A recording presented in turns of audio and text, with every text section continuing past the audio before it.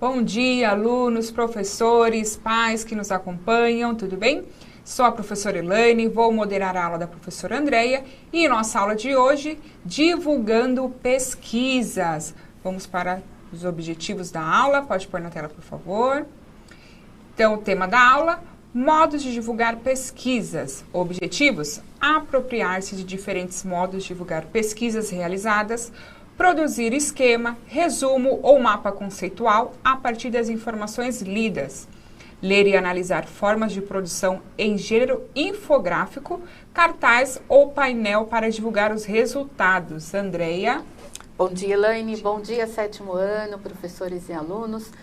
Estamos continuando, então, a nossa aula, que está relacionada à pesquisa, ao como fazer a pesquisa, e nós estamos falando de alimentação saudável e, por enquanto, também não saudável, né?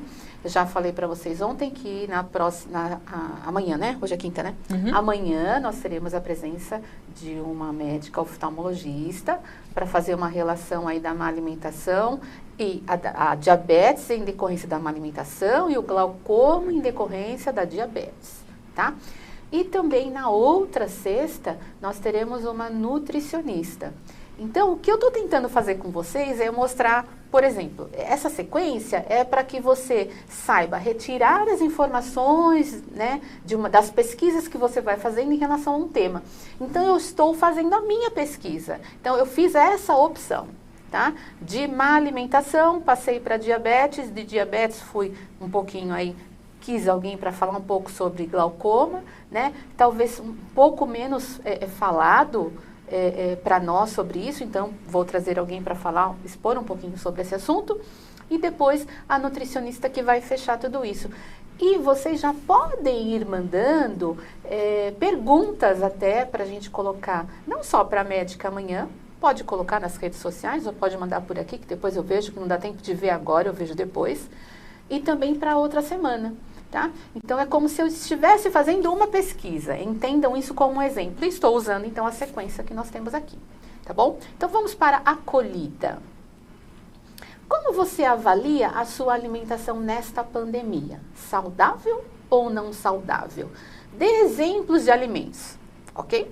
Vamos lá. 2 minutinhos para vocês.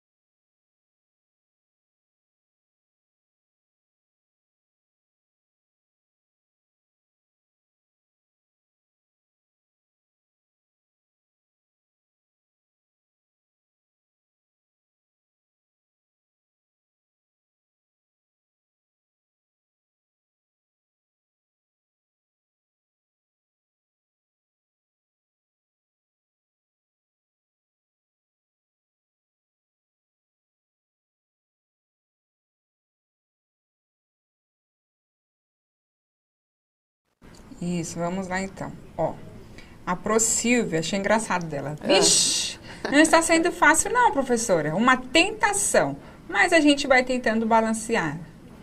Aí o aluno Cauã da Promília. Eu considero saudável. Depois temos aqui saudável de semana e não saudável no fim de semana. Ah, dá uma equilibrada, então, né? Rua, da professora Michele, colocou assim, saudável, alface, tomate, não saudável, pizza, hambúrguer. Depois aqui o Miguel da Promaria, prefiro comer hambúrguer do que salada. Tem um bonitinho aqui, a Gabriela da ProSandra colocou média, não dá para resistir a um docinho. Ah, é verdade, isso Gabriela. mesmo. Eu também acho isso. Aí a Lara, da ProSara, minha alimentação é balanceada. Depois temos aqui, ó, a ProClaudiana, razoável. Tento me alimentar de forma saudável, mas às vezes como um chocolate, salgadinho. A Proeliane colocou, a minha não foi saudável, comi muitos doces e pães.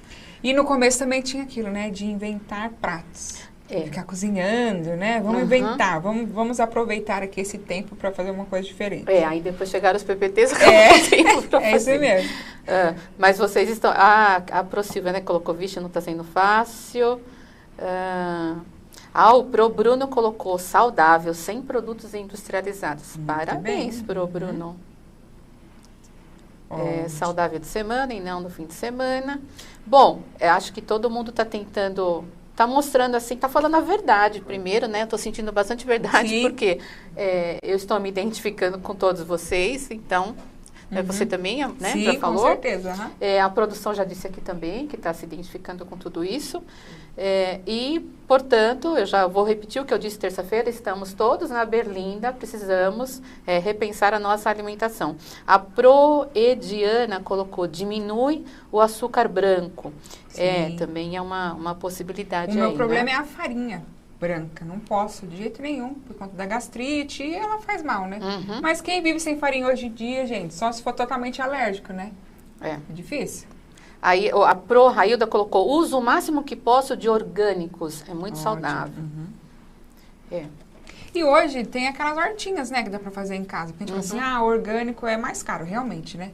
É mais caro, mas a gente pode fazer aquela hortinha simples em casa, pega um vasinho lá que não usa mais, algum balde, e faz uma hortinha em casa, também é interessante. E precisa também ser disciplinado com a hortinha, né? Sim. Porque se não regar, se não cuidar da hortinha, não vai ter nada para pegar. E vai emagrecer, né? Não vai ter nada na horta, vai emagrecer. Vamos lá. Bom, nós temos um texto, nós fizemos, né, um texto, lemos um texto na terça-feira, que foi a parte 1, e vamos ler agora a parte 2. Tá? Para vocês entenderem. Então, nós grifamos algumas coisas na parte 1 e hoje nós faremos algumas questões da parte 2 e em seguida iremos para o infográfico. Então, vamos lá. Essa daqui é como se estivesse por meio de perguntas indiretas aí, né? Então, mudanças ou tópicos, sei lá.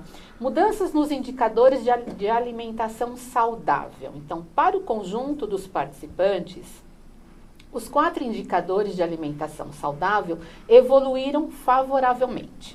Aumentos estatisticamente significantes, ainda que de pequena magnitude, ocorreram para a frequência de consumo no dia anterior de hortaliças, de 87,3% para 89,1%, de frutas de 78,3% para 81,8%, de feijão ou outras leguminosas 53,5% para 55,3% e dos 3 itens anteriores de 40,2% para 44,6%. Então, por exemplo, essa estatística que está aparecendo aqui no texto, né, no texto maior aí, depois ela vai para um infográfico. E aí vocês vão perceber que fica mais fácil a leitura, né, Helene? Fica mais clara, fica mais objetiva, tá? Então, mudanças em indicadores de alimentação, então, não saudável. Pode ir, Helene, nessa. Vamos lá, então. Para o conjunto dos participantes, os indicadores de alimentação não saudável praticamente não se modificaram com a pandemia. Assim, a proporção de participantes que consumiram no dia anterior pelo menos um grupo ou 5 ou mais grupos de alimentos ultraprocessados oscilou de 80% para 80,3% e de 11% para 10,4%, respectivamente, enquanto o número médio de grupos consumidos 2,1 permaneceu inalterado. Então, mais um item, o último aí, né, que nós temos. Então, por que se come mais ultraprocessados? Segundo o professor Carlos Monteiro, do Departamento de Nutrição da Faculdade de Saúde Pública da USP e coordenador da pesquisa Nutrinet Brasil, uma das explicações para a aparente desigualdade social observada na resposta à pandemia poderia ser a maior vulnerabilidade das pessoas mais pobres à publicidade de alimentos ultraprocessados, que foi bastante intensificada durante a pandemia, incluindo doações para profissionais de saúde, Independentemente da razão da desigualdade, ela preocupa, pois são claras as evidências de que o consumo de alimentos ultraprocessados aumenta substancialmente o risco de doenças que tornam a Covid mais letal, diz o pesquisador ao jornal da USP. Então, nós tínhamos esses três, né? Mais essas três partes aí do texto, né? Falando mais especificamente do saudável, do não saudável e depois em relação ao ultraprocessado. E aí achei interessante que uma professora colocou assim para o Adriano, ó, acabei adquirindo uma situação de tireoide muito alta. Então, eu acho que várias pessoas, quando passaram a fazer os exames, porque a gente ficou um tempo com medo também, sim, né, sim. de até ir em algum hospital, não que a gente não esteja com medo agora. E quando passaram a fazer os exames, viram que, assim, a coisa deu uma alta.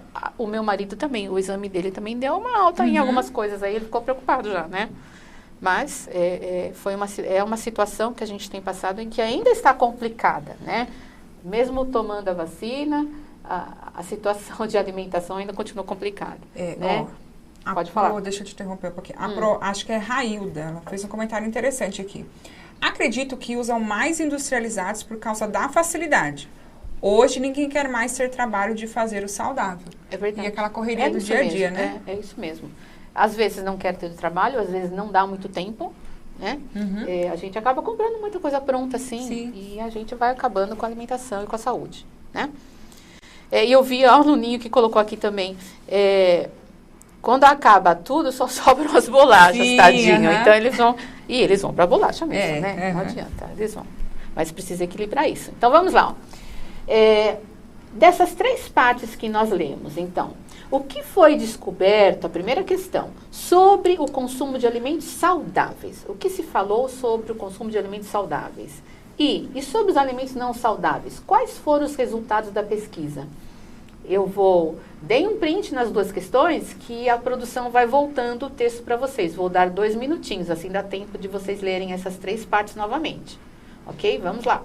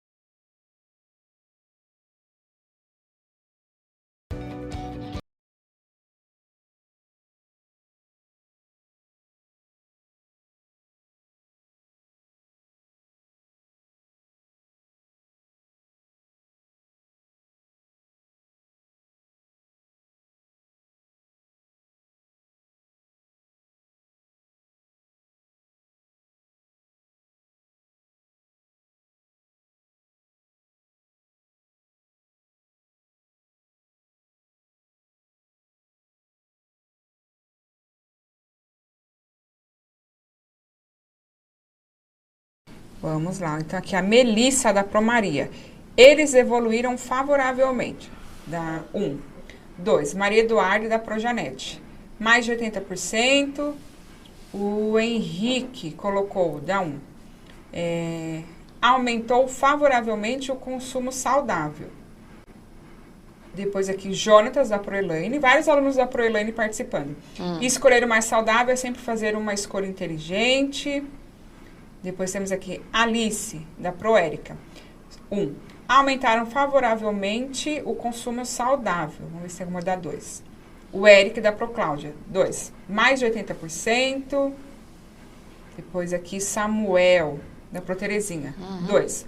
Houve diminuição ou quase estabilidade. Isso mesmo. Vamos lá. Aliás, é um aumentozinho, né? Mas mais ligado à classe menos favorecida. Então, vamos lá. Primeira questão, ó.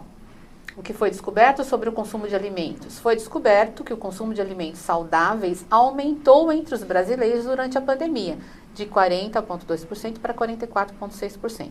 Então, o consumo da alimentação saudável, ela aumentou. No geral, ela aumentou, certo?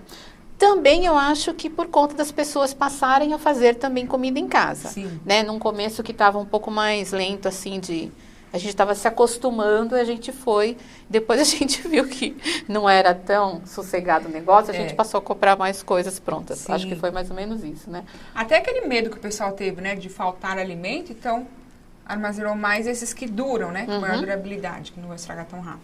E existem também pesquisas, assim, notícias de pessoas que passaram a fazer a comida em casa, que não fazia, né, passaram a comer em casa, né? Também por conta de medo de sair, de coisas fechadas e tudo mais. A 2, vamos lá. E sobre os alimentos não saudáveis, quais foram os resultados da pesquisa? No geral, o consumo de alimentos não saudáveis durante a pandemia se manteve parecido com o anterior. No entanto, nas classes mais desfavorecidas, o consumo aumentou. Certo? Vamos lá. Terceira questão. A partir dos dados, qual é a conclusão do professor Carlos Monteiro sobre a alimentação dos brasileiros durante a pandemia? O professor Carlos disse uma coisa. Então, vamos lá. Eu vou repetir, eu vou colocar para vocês de volta o texto, enquanto eu der os minutinhos para vocês responderem. Deem um print na tela. Então, eu quero saber qual foi a conclusão do professor Carlos Monteiro. Deem um print. Vamos lá. 1 minutinho e meio para vocês e a produção vai voltar no slide 8 agora. Vamos lá.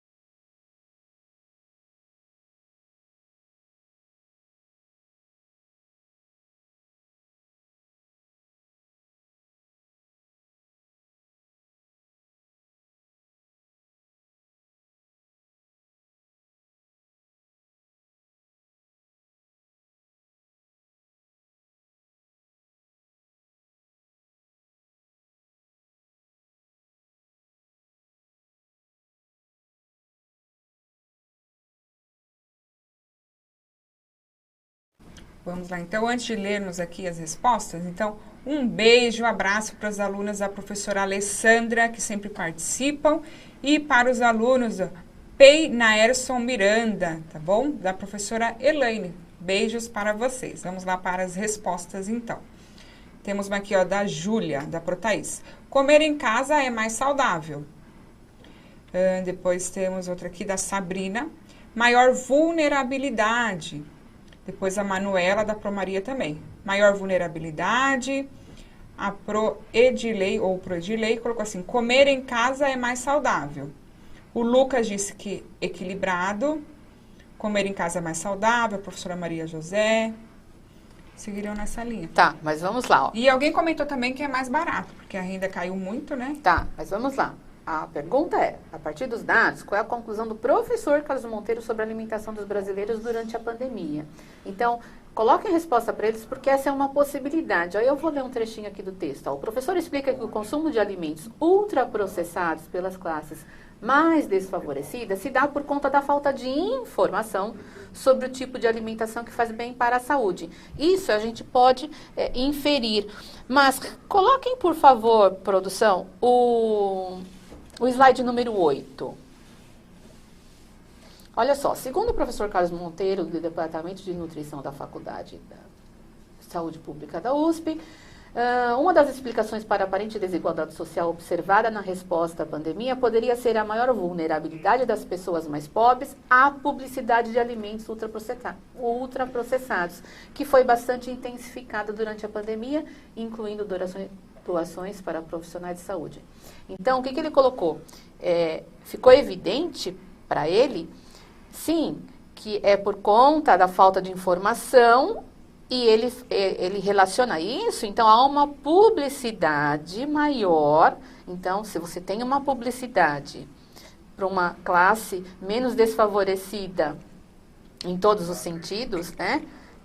Se você tem a classe desfavorecida financeiramente, você já pode inferir o que é mais comum. Entendo o que eu estou falando, eu não estou dizendo que quem a gente está falando de classe desfavorecida, eu estou falando no geral, de tudo. Então, tem menos conhecimento para entender ou para abstrair aquela publicidade. Sim. Uhum. Né? E não cair muito naquilo. E muitas vezes foi por conta de ter ganhado, inclusive, de ter recebido doação. Claro. Tá? Isso também pode ter acontecido. Ok? Então, vamos lá. Agora, para o infográfico, que senão não dá tempo, olha só. Então, daqueles dados que nós tínhamos no texto, foi feito um infográfico e foi feito para fins didáticos mesmo. Então, olha só. O infográfico vai misturar o quê? A linguagem, o texto verbal e o texto, né, não verbal. E nessas associações você vai ter uma coisa muito mais clara, muito mais objetiva. Então, em vez de a gente ficar lendo toda aquela parte, olha só, aquilo ficou resumido em: existe uma legenda para alimentos saudáveis e alimentos ultraprocessados. Então, você tem os valores aí, né, no gráfico que compõe esse infográfico. Alimentação na pandemia. Aí, o objetivo, então, da pesquisa, os hábitos alimentares da população brasileira mudaram durante a pandemia da Covid-19. Veja o resultado do estudo realizado pela Nutrinet Brasil, com mais de 10 mil participantes. Tudo isso nós já vimos terça-feira, né? A gente já foi procurar isso no texto. E deixou de uma forma bem mais clara, bem mais rápida de leitura, de assimilação e tudo mais, certo? Próximo. Aí eu coloquei algumas características do infográfico, que é um gênero textual bastante utilizado em textos de divulgação científica por conta de seu caráter representativo e imagético. Forma visual, então, de apresentar dados e informações. A gente está falando, então, de modos de divulgação de pesquisa. Certo, Elaine? Uhum. Utilizado para representar de forma visual assuntos complexos. Então, ficou muito mais fácil retirar aqueles 3 parágrafos lá, a gente resumiu ali no infográfico. Forma simples e direta, e combina textos, imagens e gráficos. Acho que tem uma perguntinha. Então, quais aspectos fazem com que o infográfico se diferencie das notícias de jornal? Né? Então, na verdade, são essas características que eu falei para vocês. Já vou colocar a resposta porque não vai dar tempo. Então, os elementos visuais, como imagens e gráficos, fazem com que o infográfico se diferencie da notícia. E, por conta disso, ele seja até o acesso, né, também. Ele facilita a acessibilidade a essas informações, até para quem não tem uma boa leitura, o infográfico vai facilitar aí, tá? Fica um pouco mais claro. Acho que a pessoa tem mais condições de fazer relações do que ela pegar o texto completo. Mas é lógico que o texto, do jeito que estava anteriormente, ele traz muitas outras informações, né? Porque existem umas perguntinhas aí na apostila também em relação a isso, ok? Então, na aula de hoje, apropriamos-nos de diferentes modos de divulgar pesquisas realizadas, Lemos e analisamos formas de produção de gênero infográfico, ou cartaz ou painel para divulgar os resultados.